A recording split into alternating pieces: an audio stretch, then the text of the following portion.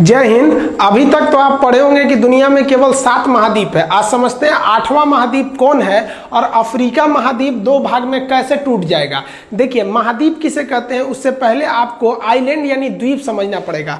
Island या द्वीप उसे कहते हैं एक छोटा सा जमीन जो चारों ओर पानी से घिरा रहता है, उसे हम आइलैंड या द्वीप कहते हैं। लेकिन यही जब बहुत बड़ा हो जाता है तो उसे हम महाद्वीप कहते हैं। तो दुनिया में ऐसे ऐसे 7 महाद्वीप हैं। लेकिन क्या होगा अगर 3 ओर से घिरा हो? तो अगर एक कोई छोटा सा एरिया केवल 3 ओर से पानी से घिरा है तो उसे हम अंतरीप कहते हैं। अंतरीप को इंग्लिश में केप कहा जाता है।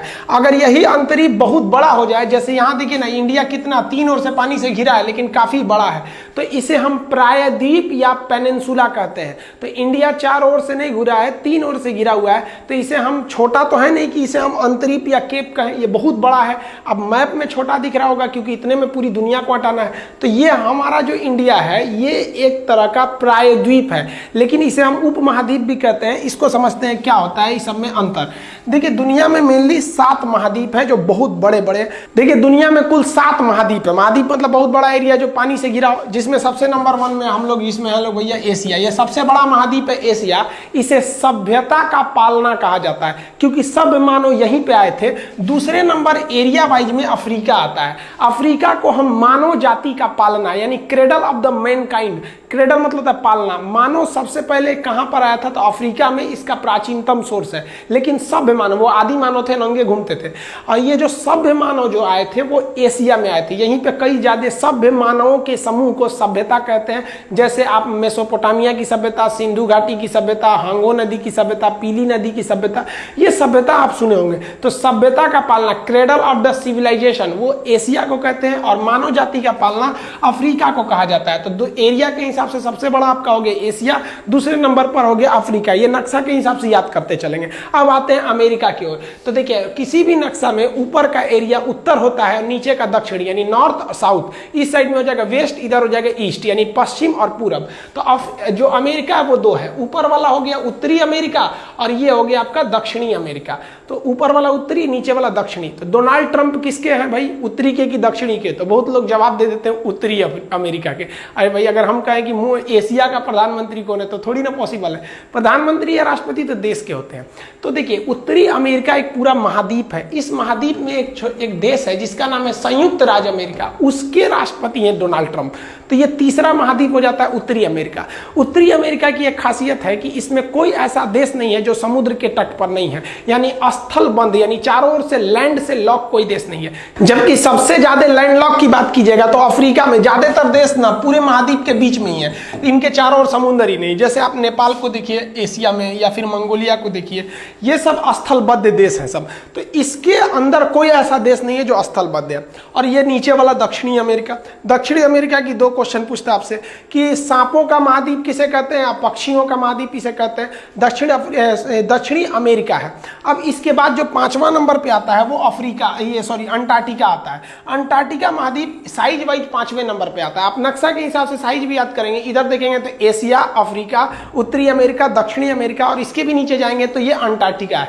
अंटार्कटिका पूरी तरह से बर्फ से जमा हुआ है। इसे हम लोग विज्ञान के लिए समर्पित, यहाँ परमानेंट कोई नहीं रह सकता है, आप वैज्ञानिक भेज सकते हैं। इसे हम गतिशील महाद्वीप कहते हैं क्योंकि बर्फ पिघलते रहता है, इसलिए ये आगे पीछे हो जाता है।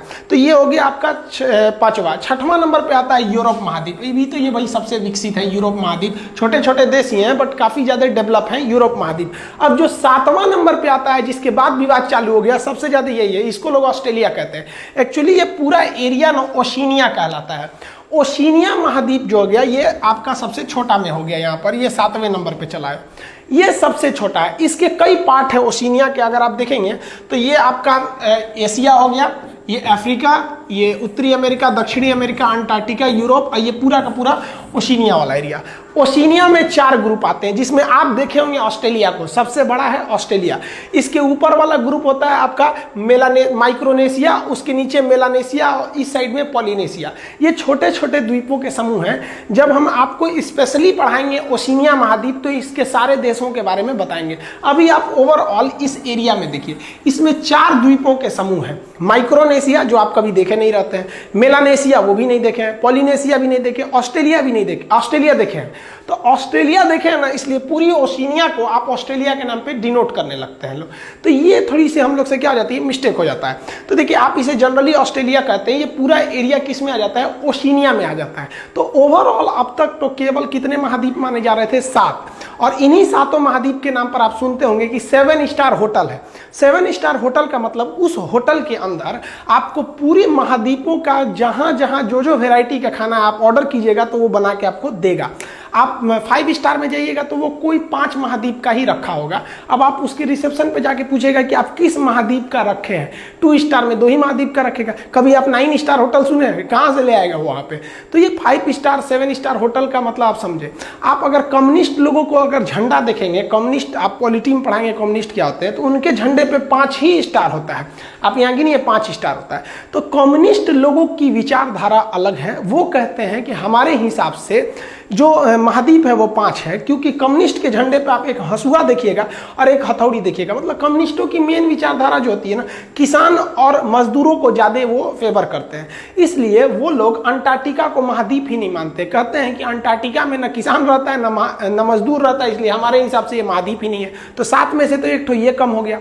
दूसरा, ये लोग एशिया को और यूरोप को अलग महाद्वीप नहीं मानते हैं। वो एशिया और यूरोप को यूरेशिया कहते हैं। तो एक इधर से कम हो गया। तो इनके पे 5 झंडे का ये मतलब होता है कि इनकी विचारधारा के हिसाब से महाद्वीप जो है वो 5 है। लेकिन अभी यहां हम देखते हैं कि 8वां महाद्वीप कौन है, तो वो इसी ओशिनिया में मिला है हमारा 8वां महाद्वीप, जिसका नाम है जीलैंडिया। अब ये जीलैंडिया कौन सा महाद्वीप है भाई, तो जीलैंडिया देखिए ध्यान से, ये आपका ओशिनिया का पूरा रेंज हो गया। तो ओशिनिया का जो रेंज है, जिसे आप यहाँ पर न्यूजीलैंड देश देख रहे हैं, यहाँ पर न्यूजीलैंड, तो यहाँ आप ये डॉटेड लाइन में देखिए, ये वाला हल्का सा कलर चेंज किया हुआ है। ये वाला जो महाद्वीप है ये जीलैंडिया महाद्वीप है। ये कई मिलियन साल पहले ये डूब गया और इसका जो 94% एरिया है वो पूरी तरह से समुद्र के अंदर डूब गया। अब केवल कितना परसेंट एरिया निकला है, 6%। तो 6% है ना, तो उसी में से आपका न्यूजीलैंड है और एक नया एक देश है जिसका नाम है न्यू कैलिडोनिया। यहां पर आपको हल्का सा ग्रीन दिख रहा होगा, एक ये न्यूजीलैंड। तो न्यूजीलैंड और न्यू कैलिडोनिया ये अलग महाद्वीप का हिस्सा है। इसे मान्यता ज्योग्राफिकल मतलब भूगोलवेताओं ने दिया है। ये पूरी तरह से डूब चुका है।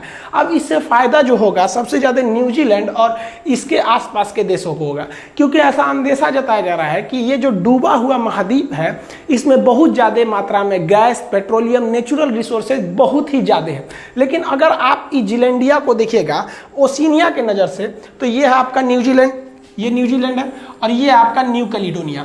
तो न्यूजीलैंड को हम पोलिनेशिया के अंडर में समझ रहे थे। यहाँ देखिए पोलिनेशिया लिखा है, ये एरिया को पोलिनेशिया में, और न्यू कैलिडोनिया को हम लोग मेलानेशिया में समझ रहे थे, और ऊपर वाला माइक्रोनेशिया है, ये वाला तो ऑस्ट्रेलिया है।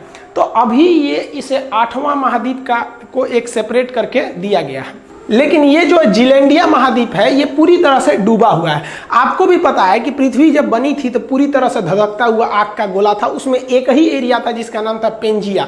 पेंजिया कई भाग में टूट गया। जो ऊपर वाला अंगारा लैंड, गोंडवाना लैंड, ये सब जाके आगे जाके बने थे सब, ये पृथ्वी के हिस्से में। इसको हम लोग नेक्स्ट समझेंगे, लोग सेपरेट वीडियो में हम समझाएंगे कि कैम्ब्रियन यूज क्या था, प्री कैम्ब्रियन युग क्या था, कैसे कैसे पृथ्वी अलग हुई। और अभी जो सबसे खतरनाक स्थिति बनी है वो अफ्रीका महाद्वीप टूटने जा रहा है। आप अफ्रीका महाद्वीप को देखेंगे तो ये वाला जो महाद्वीप है यहां से लेकर यहां तक ये महाद्वीप टूटने जा रहा है। अब इसमें दरार पड़ने जा रही है, ठीक वैसे ही दरार जैसे पहले पेंजिया वगैरह महाद्वीपों के टूटने में पड़े थे। ये दरार धीरे धीरे बढ़ते जा रहे हैं। आप देखिए यहाँ पर ये भाई साहब सेल्फी ले रहे हैं दरार में घुस के। ये दरार दिन पर दिन बढ़ते जा रहा है और आने वाले 8 से 10 हजार साल बाद ये जो अफ्रीका का ये पूर्वी एरिया है, ईस्टर्न एरिया, ये वैसे ही अलग हो जाएगा जैसे 2.5 लाख साल में ये जो आपका द्वीप है मेडागास्कर, ये एकदम इसमें सटा हुआ था। अगर आप देखिएगा तो जितना एरिया ये अंदर धंसा है उतना ही एरिया ये बाहर निकला। अगर आप इसमें फिट करेंगे ना तो ये इसमें फिट हो जाएगा। तो ये थोड़ा मोड़ा दरार पड़ने से ही ये आगे बने थे। इसे हम फाल्ट कहते हैं, भ्रंश कहते हैं। तो इसमें भ्रंश बनना चालू हो गया। अब ये अफ्रीका इधर की ओर ये खिसक रहा है और ये भ्रंश दिन पर दिन चौड़ा होते जा रहा है। आप अगर नक्शा होगा अगर आपके पास अफ्रीका का, तो आप उसमें देखिएगा इस तरह से रेड डॉटेड दिखाता है। आप उसको इग्नोर करके निकल जाते हैं, वो इन्हीं भ्रंश को दर्शाता है। ये भ्रंश इतना बढ़ गया है कि रोड भी अब वहाँ टूट गया, वहाँ पत्थर वत्थर भर के गाड़ियों को आगे निकाला जाता है ये भ्रंश से। और यही भ्रंश बहुत साल पहले जब था तो इंडिया भी तो यही था, इंडिया वहाँ थोड़ी था, इंडिया अफ्रीका में था और अफ्रीका के बाद इंडिया वहाँ गया है। ये है आपका Madagascar.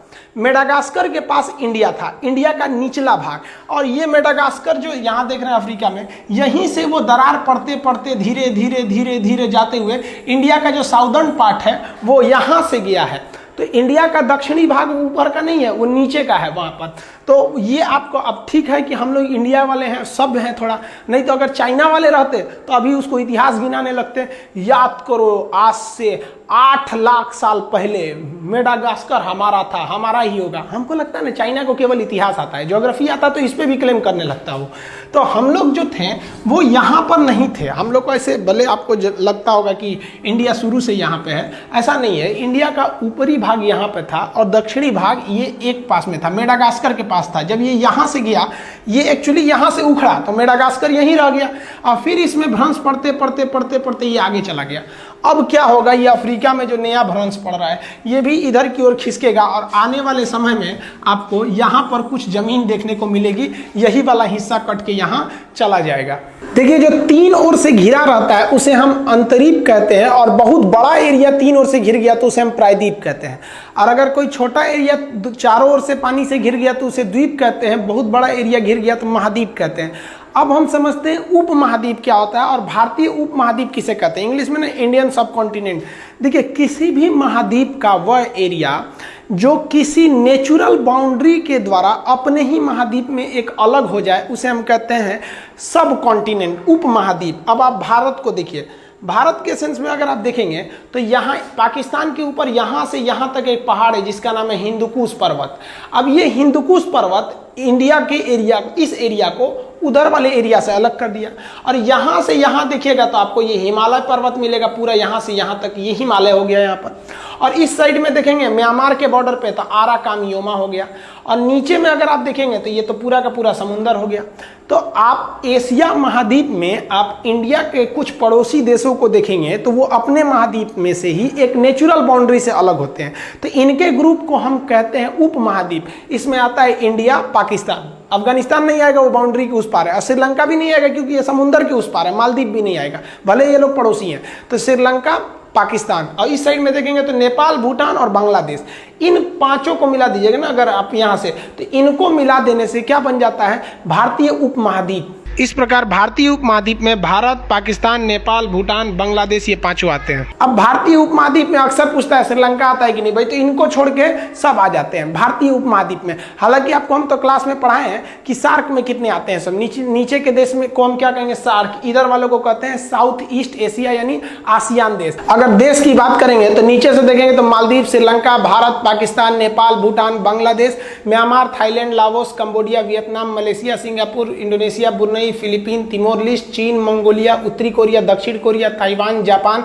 Kazakhstan, Kyrgyzstan, Tajikistan, Turkmenistan, Uzbekistan, Georgia, Armenia, Azerbaijan, तुर्की, साइप्रस, सीरिया, लेबनान, इजराइल, फिलिस्तीन, जॉर्डन, मिस्र, Saudi Arab, Yemen, Oman, UAE, Qatar, Bahrain, Kuwait, Iraq, Iran. 48 देश हो गए। एशिया में 48 देश हैं। अगर आपसे कोई पूछता है एशिया में कितने देश हैं तो आप ये नहीं बोलिएगा 48, आप बोलिएगा हम बोलते हैं, तुम गिन लो।